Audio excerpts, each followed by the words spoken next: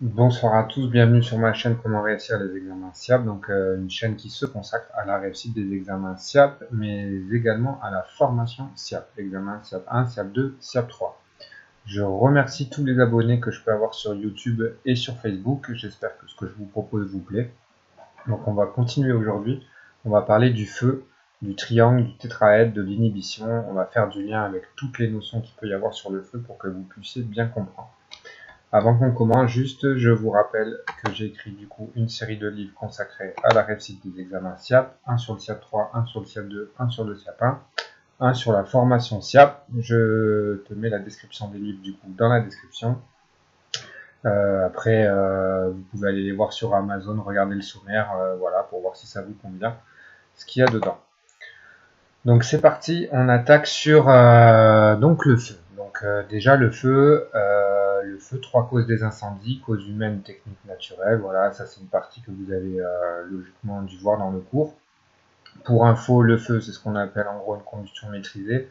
Les incendies c'est une combustion non maîtrisée. Donc le triangle du feu, ça tout le monde connaît. Le comburant, le combustible, l'énergie d'activation. Sauf que si j'ai un combustible, par exemple une bûche de bois à l'air libre, donc avec de l'O2 et que je craque une allumette, c'est pas pour ça qu'il y a combustion. Donc en fait les éléments du triangle ne sont pas suffisants, il faut aller plus loin dans les définitions pour pouvoir bien comprendre. Donc déjà un premier point sur l'énergie d'activation ici, donc on peut voir qu'elle peut être sous plusieurs formes, thermique, chimique, mécanique, biologique, électrique, naturelle. Et donc en fait, en cours, vous avez dû voir des notions de point éclair, point d'inflammation, point d'auto-inflammation. Donc le point éclair, si on reprend la définition, c'est la température à laquelle un combustible émet suffisamment de vapeur pour qu'elle s'enflamme au contact d'une flamme d'amorce sans persistance de flamme. Donc ça veut dire que c'est une température à laquelle mon combustible ici, il va commencer à émettre la définition dit des vapeurs. Donc il va commencer en fait à se transformer. Je vais détailler ça après. Donc le point d'inflammation, c'est la même chose, sauf que cette fois, on a la persistance de flamme. Ça veut dire que la combustion s'auto-entretient d'elle-même. Et le point d'auto-inflammation, donc là, c'est la température à laquelle la combustion d'un corps s'amorce d'elle-même sans qu'il soit mis au contact d'une flamme. Ok. Donc en fait, cette source de chaleur liée à l'énergie d'activation, elle doit être suffisante, si on veut une combustion, pour commencer à transformer mon combustible. Donc maintenant, on va venir sur le combustible. Le combustible, donc, il peut être sous 3 états, solide, liquide ou gaz. Mais en fait, pour pouvoir se mélanger avec l'oxygène de l'air, il doit se dégrader. C'est-à-dire que, par exemple, un solide, vu que les molécules à l'intérieur sont très serrées, eh ben, il ne peut pas se mélanger à l'air, enfin à l'oxygène qui est dans l'air. Donc pour qu'il y ait combustion, il est obligé de se transformer, donc de se dégrader, et de se transformer pour le solide en gaz de pyrolyse, pour les liquides on parlera de vapeur, et le gaz il est déjà en gaz. Donc en se transformant en gaz ou vapeur, en fait du coup ce gaz ou ces vapeurs vont pouvoir se mélanger avec l'oxygène de l'air. Donc si on résume déjà, on voit que au niveau de l'énergie d'activation, il faut qu'elle soit suffisante pour pouvoir faire en sorte que mon combustible se dégrade et se transforme en gaz de pyrolyse, en vapeur, et pour les gaz, il est déjà en gaz. Donc ensuite, une fois que mon combustible est transformé, il peut se mélanger en gaz, et ensuite il va y avoir combustion lorsque je vais être dans une certaine plage. Donc là, vous avez limite inférieure d'explosibilité, limite supérieure d'explosivité. On peut aussi parler de limite inférieure d'inflammabilité ou limite supérieure d'inflammabilité. Voilà. Mais en fait, tous les feux, ça c'est un peu compliqué à comprendre, mais tous les feux sont des feux de gaz. Puisque mon combustible se dégrade, se transforme en gaz, se mélange à l'oxygène de l'air, ensuite il se met dans une certaine plage, et quand on est dans les bonnes concentrations, qu'il y a le mélange et qu'il y a de l'énergie d'activation, on a la combustion.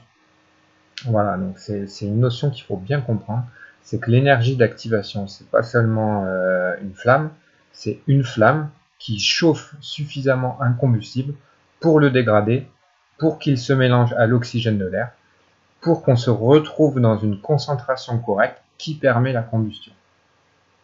Voilà, j'espère que vous avez bien compris. Également sur le combustible, donc vous avez dû voir en cours qu'on a plusieurs classes de feu, donc A, B, C, D, F, solide, liquide ou solide liquéfiable, gaz, métaux et auxiliaires de cuisson. Et ensuite, on a également des notions qu'on peut rattacher avec le combustible qui sont le pouvoir, la charge et le potentiel calorifique. Le pouvoir calorifique, c'est la quantité de chaleur qui va être dégagée par 1 kg de matière. La charge, c'est la quantité de chaleur qui va être dégagée par l'ensemble des matériaux d'une pièce. Et le potentiel calorifique, c'est la quantité de chaleur qui va être dégagée par l'ensemble des matériaux d'une pièce, ramenée à l'unité de surface qui est le mètre carré. Ça s'exprime du coup en mégajoules par mètre carré pour le potentiel calorifique. Donc ça, c'est des notions qu'on peut rattacher au combustible. Ensuite, on continue une fois qu'on a combustion et qu'on a le feu. Donc ça, pareil, c'est des choses que vous avez dû voir. On a les modes de propagation du feu qui sont ici. Donc on a la conduction, où en fait le transfert de chaleur se fait par le matériau lui-même. La convection ici, où le transfert de chaleur se fait par les fluides.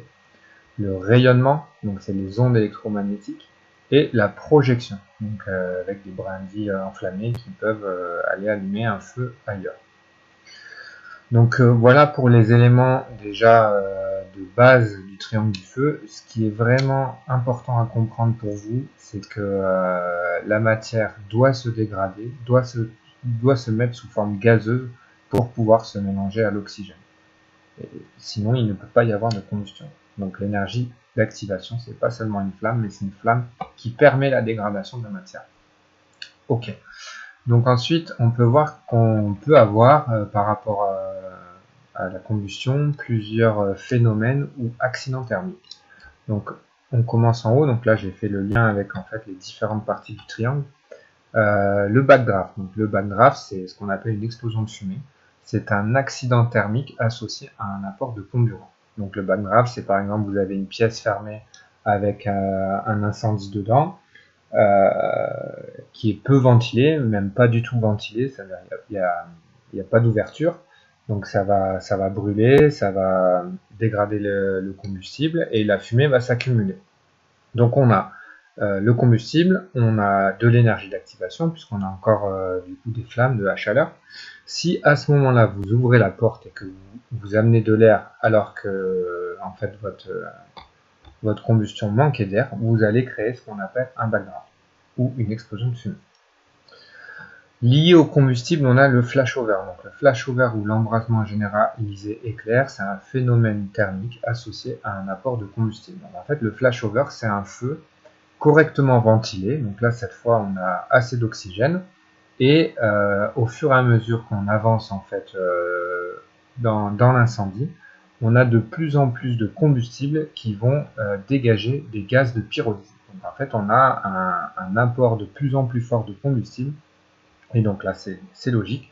Quand on arrive à la bonne concentration, puisqu'on a énergie d'activation de l'air qui est présent et de plus en plus de gaz de pyrolyse, à un moment, tout s'enflamme en même temps.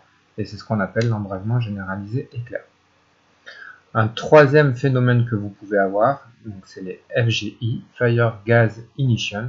C'est un phénomène thermique associé à un apport d'énergie d'activation. Donc cette fois, c'est ce qu'on peut trouver par exemple des fois avec certaines mousses ou des fois en phase de déblai, notamment pour les sapeurs-pompiers.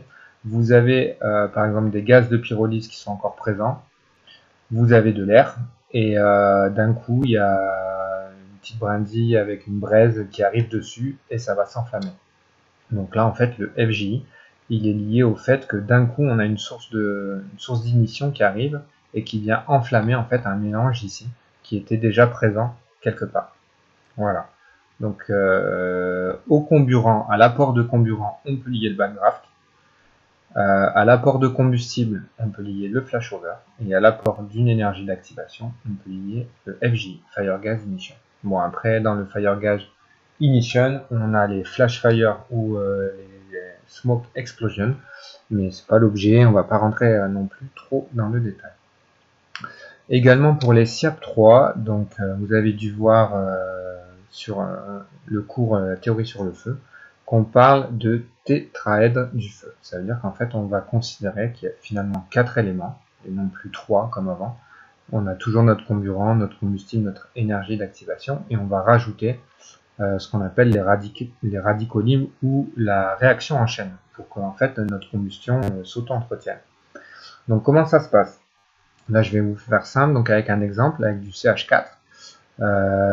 Donc c'est du méthane. Donc quand cette molécule en fait, elle va être soumise à la chaleur, à un moment donné, ça va casser ces liaisons chimiques et on va se retrouver avec ce qu'on appelle un CH3.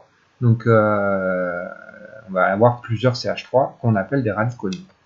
Donc qu'est-ce qu'ils vont faire? Eux, ils vont tout de suite chercher à récupérer un autre H à côté pour redevenir du CH4. Mais en récupérant un autre H à côté, ils vont recréer un CH3.